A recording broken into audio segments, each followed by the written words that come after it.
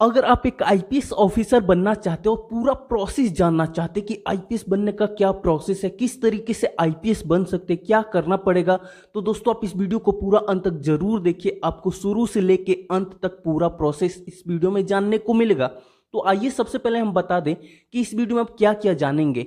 इस वीडियो में हम लोग जानेंगे कि आईपीएस क्या होता है, आईपीएस बनने के लिए क्या योग्यता होनी चाहिए, आईपीएस बनने के लिए एज लिमिट क्या होनी चाहिए, आईपीएस बनने के लिए आपकी कितनी हाइट होनी चाहिए, क्या एग्जाम पैटर्न होते हैं, कौन सा एग्जाम देना पड़ेगा, क्या सिलेक्शन प्रोसेस है, अगर आप सिलेक्ट हो जाते हैं तो उसके बाद आपको कितनी सैलरी मिलेगी, किस तरीके से आपको तैयारी करनी चाहिए, पूरा A to Z इन्फॉर्मेशन आपको इस वीडियो में जानने को मिलेगा। तो दोस्तों अगर आप आईपीएस बनना चाहते हैं तो आपको थोड़ा सा समय निकाल के इस वीडियो को पूरा अंत तक जरूर देखना चाहिए। आइए सबसे पहले हम लोग बात करते हैं कि आईपीएस होता क्या है। तो देखोगे आईपीएस का फुल फॉर्म होता है इंडियन पुलिस सर्विस, जिसे हिंदी में भारतीय पुलिस सेवा कहते हैं। ये इंडिया का one of the most reputed job होता है। दोस्तों अगर आप आईपीएस बन जाते हैं तो आपको अधिकारी रैंकिंग की पोस्टिंग मिलती है और आईपीएस की जिम्मेवारी होती है देश की आंतरिक सुरक्षा करना। आईपीएस बनने के लिए आपको यूपीएससी सिविल सर्विसेज का एग्जाम देना हो, तो इसके बारे में हम लोग आगे डिटेल में जानेंगे। लेकिन उससे पहले हम लोग जान लेते हैं कि आईपीएस बनने के लिए क्या योग्यता होनी चाहिए। तो देखोगे आईपीएस बनने के लिए आपकी मिनिमम क्वालिफिकेशन ग्रेजुएशन होना चाहिए। ग्रेजुएशन आप किसी भी स्ट्रीम से कर सकते हैं, बीए, बीकॉम, बीएससी, बीटेक, आप कोई भी स्ट्रीम से अपनी ग्रेजुएशन कंप्लीट कर सकते हैं। बस ग्रेजुएशन आपकी मिनिमम क्वालिफिकेशन होनी चाहिए। बहुत सारे स्टूडेंट के मन में डाउट होता है कि कितने परसेंटेज मार्क्स होने चाहिए। तो देखोगे इसमें मार्क्स को लेकर कोई भी क्राइटेरिया नहीं है, चाहे आपने 70% लाए हो, चाहे आपने 40% लाए हो, अगर आप पास आए तो दोस्तों आप एलिजिबल हैं।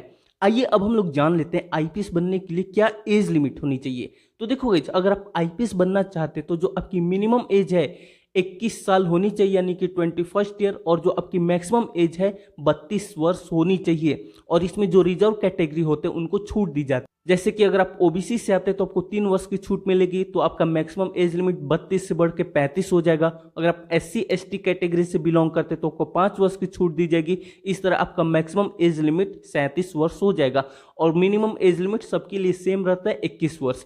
एज लिमिट जानने के बाद अब हम लोग बात करते हैं हाइट के बारे में कि कितनी हाइट होनी चाहिए एक आईपीएस ऑफिसर बनने के लिए। तो देखोगे मेल कैंडिडेट के लिए मिनिमम जो हाइट होनी चाहिए 165 सेंटीमीटर होनी चाहिए और फीमेल कैंडिडेट के लिए मिनिमम जो हाइट होनी चाहिए 150 यानी कि 150 सेंटीमीटर होनी चाहिए। और अगर आप रिजर्व कैटेगरी से आते हैं तो इसमें आपको 5 सेंटीमीटर की छूट मिलेगी। अब हम लोग बात करते हैं आईपीएस बनने के लिए क्या एग्जाम पैटर्न होता है। तो देखोगे आईपीएस आपको बनना है तो जैसे कि मैंने बताया कि आपको यूपीएससी सिविल सर्विसेज एग्जाम देना पड़ेगा, जिसे यूपीएससी CSC भी कहते हैं। ये एग्जाम हर एक साल होता है। इसमें बेसिकली 3 स्टेज होते हैं। पहला प्रीलिम्स यानी कि प्रारंभिक परीक्षा, दूसरा मेंस यानी कि मुख्य परीक्षा, और तीसरा इंटरव्यू यानी कि साक्षात्कार। अगर हम लोग प्रीलिम्स एग्जाम्स की बात करें तो दोस्तों इसमें MCQ टाइप क्वेश्चन होते हैं और इसमें 2 पेपर होते हैं 2-2 100 नंबर के।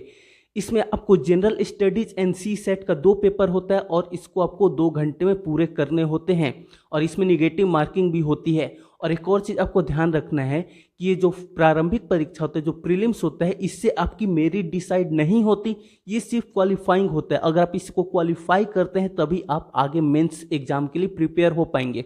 अब हम लोग बात कर लेते हैं मेंस एग्जाम की। तो दोस्तों ये डिस्क्रिप्टिव टाइप पेपर होता है, यानी कि इसमें आपको ऐसे लिखने होते हैं और इसमें आपको टोटल 9 पेपर होते हैं और इसमें से जो 2 पेपर होता है वो लैंग्वेज का होता है और ये 300-300 नंबर के पेपर होते हैं और जो अलग से जो 7 पेपर होते हैं वो 250-250 नंबर के होते हैं। अगर आपका मेंस एग्जाम भी क्लियर हो जाता है तो उसके बाद बारी आती है साक्षात्कार की, यानी कि इंटरव्यू की। दोस्तों इंटरव्यू जो होता है 275 नंबर का होता है और इंटरव्यू के मार्क्स और जो मेंस एग्जाम के मार्क्स होते हैं इन्हीं को मिला के आपकी मेरिट डिसाइड होती है। उसके बाद जो फाइनल मेरिट लिस्ट आएगी तो अगर उसमें आपका नाम होगा, जैसी रैंक आएगी उस अकॉर्डिंग आपको पोस्ट मिलती है। अगर फाइनल मेरिट लिस्ट में आपका नाम आ जाता है तो दोस्तों आपका सिलेक्शन हो जाता है। उसके बाद आपकी 6 माह की ट्रेनिंग होती है, जिसके लिए आपको लबासना ट्रेनिंग अकेडमी भेजा जाता है। एक चीज आपको और ध्यान रखनी है कि अगर आप जनरल कैटेगरी से बिलोंग करते हैं तो आप यूपीएससी का एग्जाम 6 बार दे सकते हैं। वहीं पे अगर आप ओबीसी से बिलोंग करते हैं तो दोस्तों आप यूपीएससी का एग्जाम 9 बार दे सकते हैं। वहीं पे अगर आप SC ST से बिलोंग करते हैं तो दोस्तों आप यूपीएससी का एग्जाम जब तक आपकी एज लिमिट है तब तक यूपीएससी का एग्जाम आप दे सकते हैं। इतना तो हमने जान लिया। आइए अब हम लोग बात कर लेते हैं सैलरी के बारे में। लेकिन दोस्तों अगर आप इस वीडियो को अभी तक देख रहे हैं तो आप इस वीडियो को अभी लाइक करके चैनल को जरूर से सब्सक्राइब कर लीजिए।